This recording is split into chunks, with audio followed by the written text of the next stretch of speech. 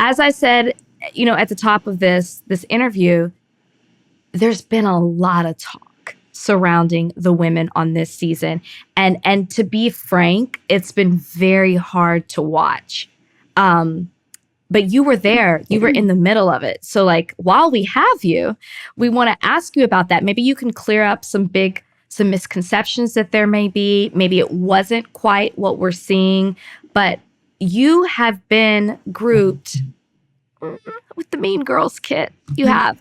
And then, but like we see you in last night kind of like admit what it is that your part, in this whole thing and like of you vow to be better. But before we get there, like what is going on?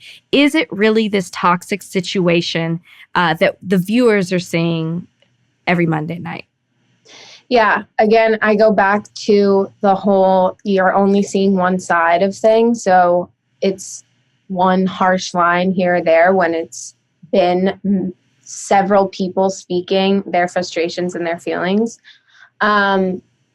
And I definitely, after seeing how I react to frustrating situations, I reflected and I thought to myself, wow, I should have more compassion right off the bat. And I have apologized in the Sarah situation specifically because I think it's really, her situation was she had compounding factors that were, affecting her time there. And I didn't know that. And I wish I could have been there for her.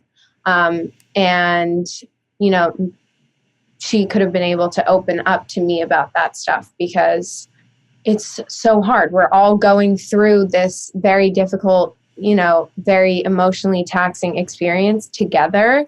And I mean, I made amazing friends through it. And I just think that there is, though we're all dating one guy, like there is opportunity to build those relationships with other women there too. But I also think that a lot of the criticism that I have gotten is very gendered, and I don't like that. And I think if a man had said some of the more aggressive things that I said on screen, he would be applauded for standing up for himself.